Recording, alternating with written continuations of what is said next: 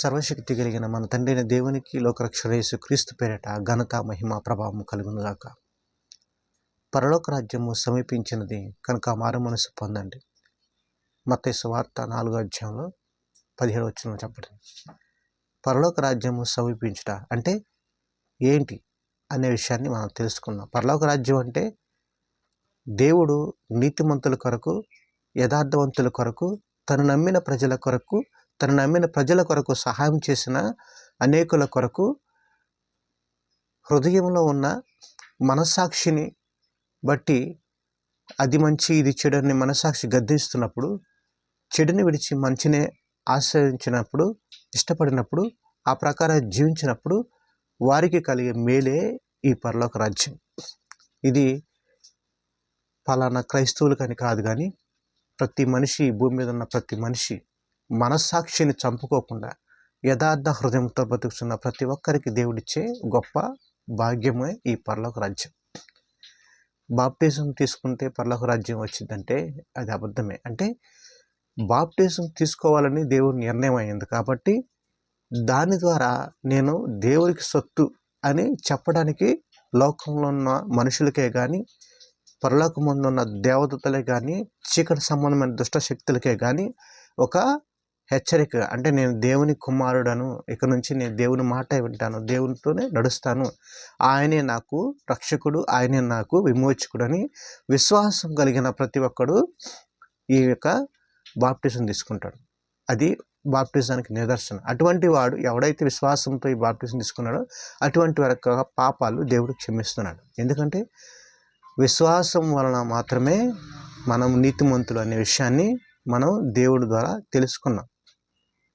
దేవుని వాక్యం సెలవిస్తుంది. కనుక విశ్వాస సంబంధమైన మనుషులు ఎవరైతే ఉన్నారో వారందరూ క్రియారూపకంగా మొదట ఏం చేస్తారంటే తమ పాపాలను ఒప్పుకొని హృదయపూర్వకంగా దేవుని యొక్క ఆజ్ఞను ఇష్టపడి వాటిని హృదయంలో చేర్చుకొని ఇక ఏ పాపం చేయము కనుక మమ్మల్ని క్షమించు అని దేవుని బతిమాలుకొని మొట్టమొదటిసారిగా అడిగేసేది ఏంటంటే బాప్టిజం.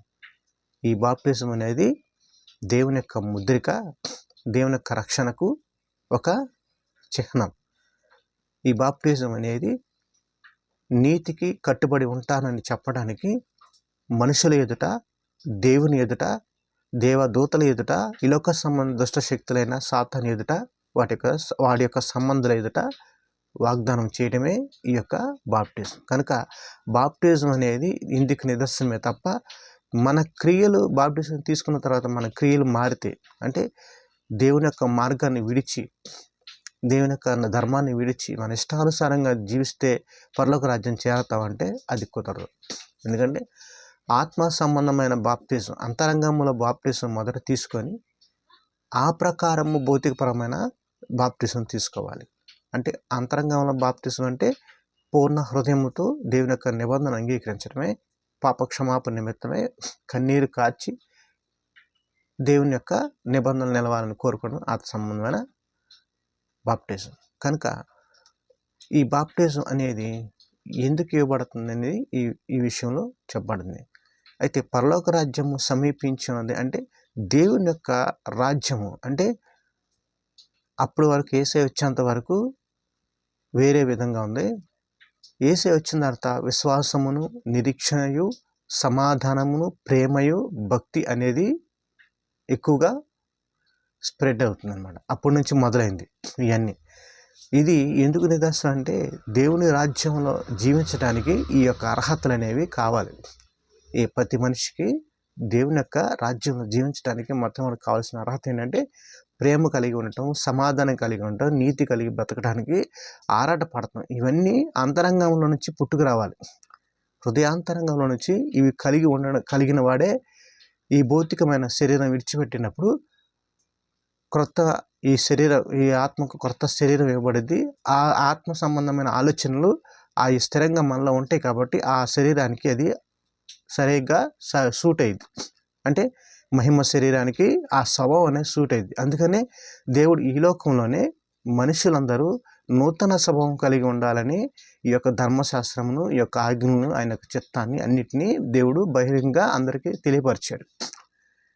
అర్థమవుతుందా? కనుక విశ్వాసము వలన నిరీక్షణ వలన మనం దీన్ని సాధించుకుంటాం. విశ్వాసము, నిరీక్షణ అనేది చాలా సుదీర్ఘమైనది.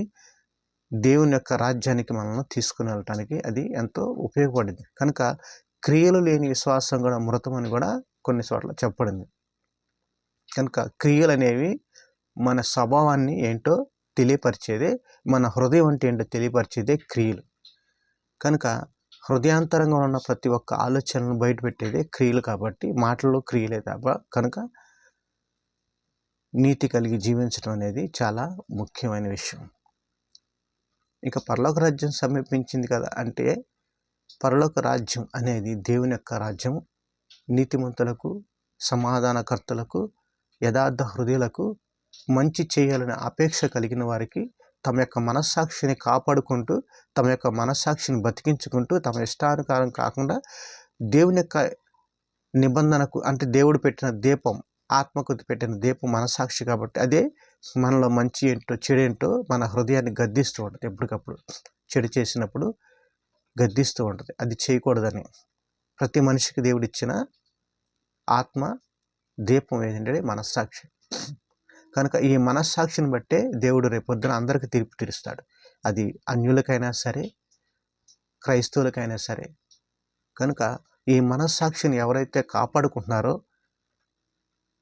దేవుని యొక్క పిల్లలకైనా, అన్యజనులకైనా ఎవరైనా సరే, ఈ మనస్సాక్షిని ఎవరైతే కాపాడుకుంటూ చెడును విసర్జించి మంచిని చేయాలనే అపేక్షతో, చెడు జరిగినప్పుడు దుఃఖపడుతూ, ఆవేదన పడుతూ, పశ్చాత్తాపం పొందుతూ, నేను తప్పు చేశాను, తప్పునే చేశాను, నేను పాపాత్ముడను అని తను తాను ఎప్పటికప్పుడు బాధపడుతూ తప్పు నుంచి బయటకు వచ్చి మరలా మంచి చేయడానికి ఆరాటపడుతూ ఎవరైతే ఉన్నారో, వాళ్ళు క్రైస్తవులైనా, బాప్టిజం తీసుకున్న వాళ్ళైనా, అన్యులైనా సరే, వారికి దేవుని పరలోక రాజ్యం ఉంది. ఎందుకంటే నా పేరిట వచ్చిన ఈ చిన్నవానికి గిన్నెడు చన్నీళ్ళు ఇచ్చినా అది ప్రతిఫలం పోదు. అంటే అలాంటి వారికి దేవుడు ఏం చేస్తాడంటే, దేవుని యొక్క సేవకులు ఎవరైతే ఉన్నారో, వారిలో ఉన్న బాధలు, వారికి ఉన్న బాధలను, శ్రమలను వారిని దగ్గర చేస్తారు. వారి బాప్టిజం తీసుకోకపోయినా వారిని దగ్గర చేసి దేవుడు వారికి పరిచర్య చేసే విధంగా వారికి సహాయం చేస్తాడు.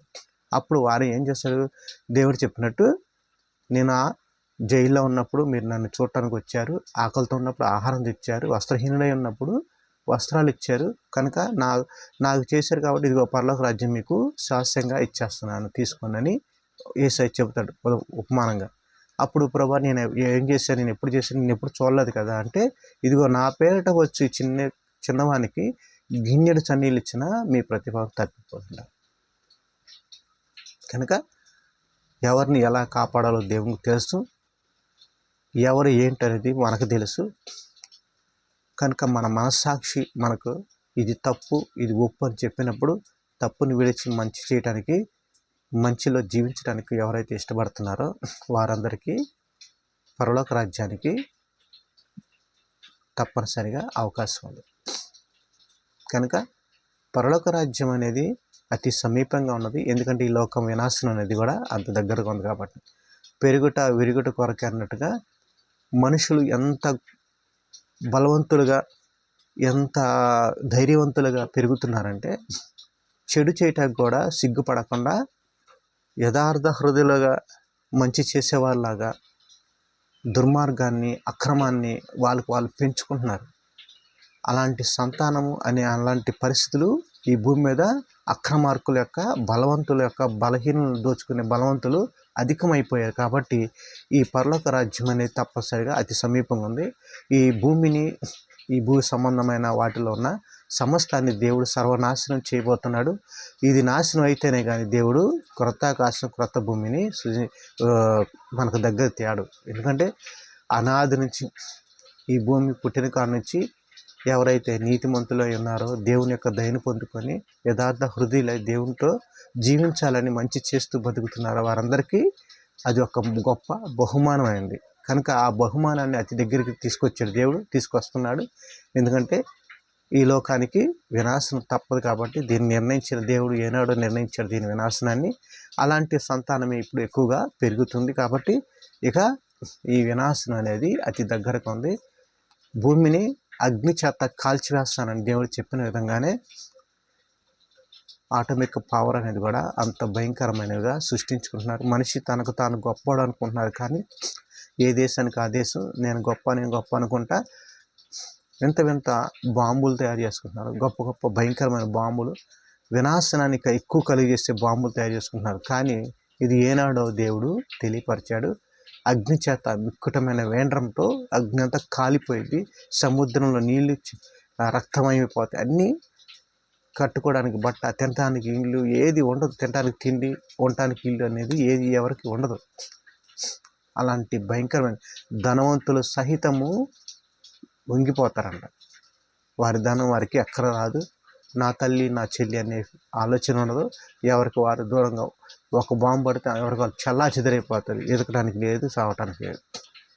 అంతటి భయంకరమైన వినాశనము ఈ భూమి మీదకి రాబోతుంది. అందుకోసమే దేశాలు కొత్త బాంబులు తయారు చేసుకుని ఈ ప్రపంచం మొత్తం అగ్ని చేత కాల్చివేయబడింది.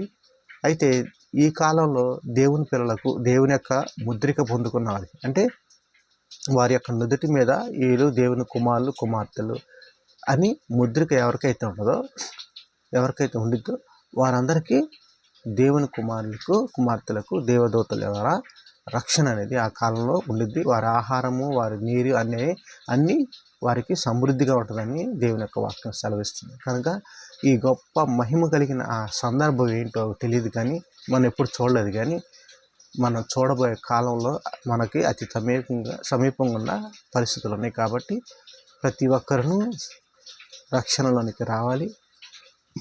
ఈ లోక శాశ్వతం కాదు అని ప్రతి ఒక్కరు నమ్ముతున్నారు. ప్రాణం కూడా శాశ్వతం కాదు, క్షణంలో మారిపోతుంది అన్ని పరిస్థితులు. చిన్నపిల్లల సహితం గుండె జబ్బులతో చచ్చిపోతున్నారు. ఎవరు ఎప్పుడు ఎలా పోతారో ఎవరికి తెలియదు. పోయిన తర్వాత తిరిగి మళ్ళీ రక్షణలోకి నడవడానికి అవకాశం ఉండదు. ఉన్నంతలోనే మనం దేవునిలో నడవాలి, దేవునితో ఉండాలి. ఉన్నంతలోనే మనం బ్రతికి ఉండగానే మన స్వభావం మార్చుకోవాలి, మంచి స్వభావంలోనికి రావాలి. కనుక ప్రతి ఒక్కరూ ఏం చేయాలంటే మారు మనసు పొందాలి. పరలోక రాజ్యం అతి సమీపం ఉంది. కాబట్టి ఆ మార్గంలోనికి వెళ్ళటానికి మీరు జాగ్రత్త పడుతూ ముందుకు సాగాలని ఇందు నిమిత్తము దేవుని పేరట మిమ్మల్ని వేడుకుంటున్నాను.